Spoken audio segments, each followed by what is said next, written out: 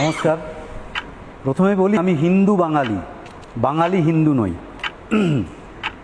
৭১-এ যারা বাংলাদেশ থেকে পালিয়ে এসেছিলেন আমাদের পশ্চিমবঙ্গে এবং তাদেরকে আমাদের ভারতবর্ষ আশ্রয় দিয়েছিল, তাদের সমস্ত কিছু মনে আছে। তাদের সেখানে কত বড় পুকুর ছিল, সেই পুকুরে কত বড় রুই মাছ ছিল সেটা মনে আছে।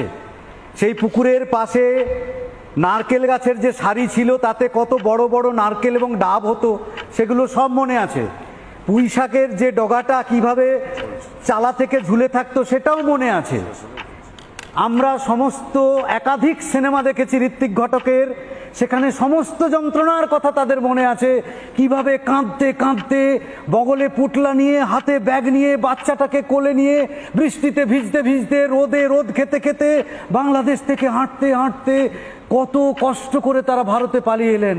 শুধু একটা কথা কারো মনে নেই, কেন পালিয়ে এসেছিলেন।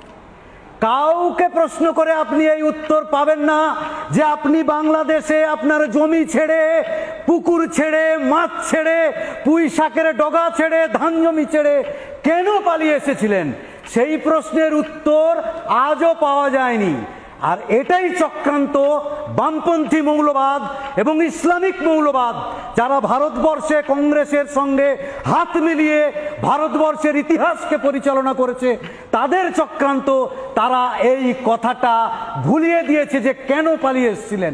হ্যাঁ, তারা পালিয়ে এসেছিলেন, শুধু তারা হিন্দু ছিলেন, শুধু তারা হিন্দু ছিলেন, এটাই ছিল কারণ। আর কোনো কারণ ছিল না যে শুধুই তারা হিন্দু ছিলেন।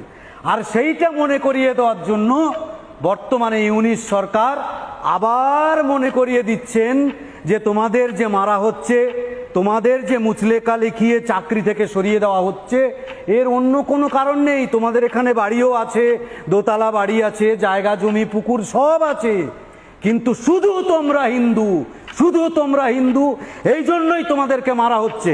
এইবারে বলি, বাংলাদেশের সংখ্যালঘু আর ভারতবর্ষের সংখ্যালঘু মধ্যে কি পার্থক্য।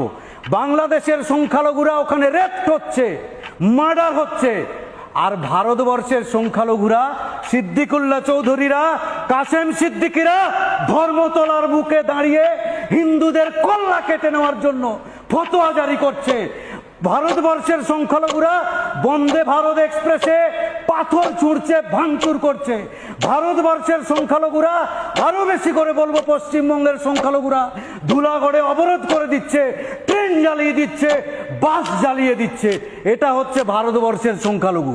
তাই এখানে বামপন্থী মৌলবাদী, আবার আমি বলছি বামপন্থী মৌলবাদী এবং ইসলামিক মৌলবাদী, তারা রাজনৈতিকভাবে কংগ্রেসের সঙ্গে হাত মিলিয়ে এই ইতিহাসকে পাল্টে দেওয়ার যে চক্রান্ত করেছে, তার বিরুদ্ধে মানুষকে সচেতন হতে হবে। ন্যাকামি করে লাভ নেই।